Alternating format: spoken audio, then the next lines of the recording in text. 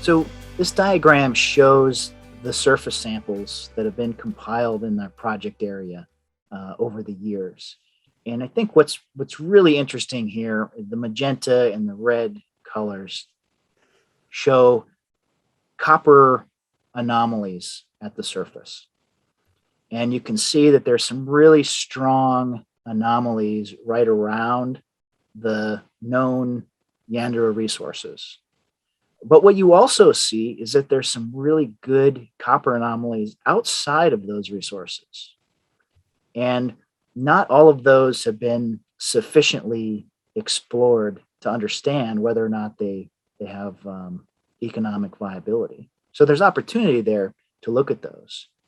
And within our exploration license, uh, there's approximately 17 kilometers along this prominent northwest striking trend that you can find these anomalous copper samples, this mineralization at the surface.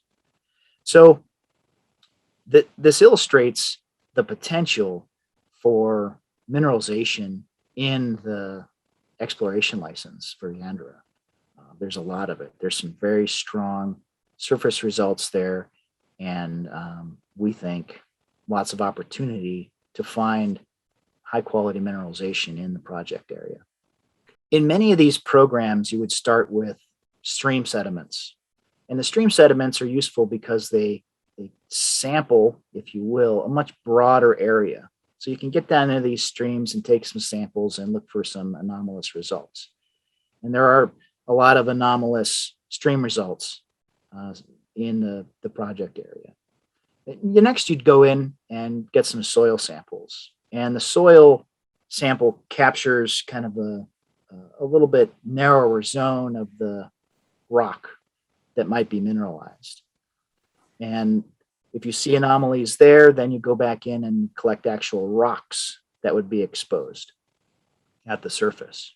And so you would use all of these anomalous results or these copper results to guide you towards the best place that you might put a drill hole. And that's what's been done in the past. You can see that these anomalous results have really driven towards the main resources at the Yandera area. And I think it also highlights some of the areas to the southeast and to the northwest beyond the known resources where there is good potential, but maybe there hasn't been as much drilling done or follow-up work done to better understand those. Well, you could look at it in terms of having so much exploration potential, where do you start? But I think that there are some good prospective areas close to the resources that deserve some further exploration. There are some areas outside too that have some high-grade potential. Pommier, for example, to the southeast at the end of that 17-kilometer trend. There's some really strong copper samples that came out of rocks from work there.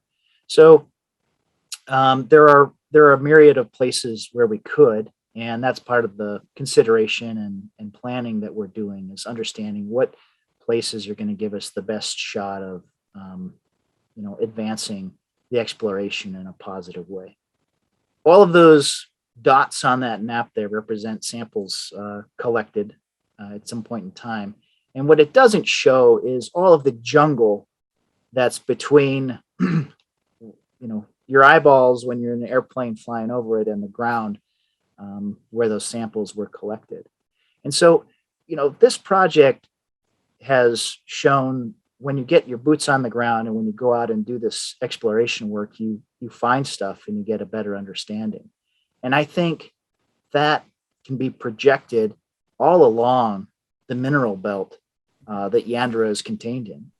The exploration work that's been done in the past is excellent, but I think there's a lot more that can be done. I think there are many more discoveries yet to be made in the PNG belt, because there's just great geology there, and when exploration is done on them, they'll find more. Just to reemphasize, The exploration potential in not only Yandera, but in the whole mineral belt, mobile belt, is really strong. It's a great place to look for porphyry copper systems. Um, we know about many. We'll find out about more as we continue to do exploration. And Yandera is one of those places where we think we've got a really good one. Um, and But there's lots of potential to find more.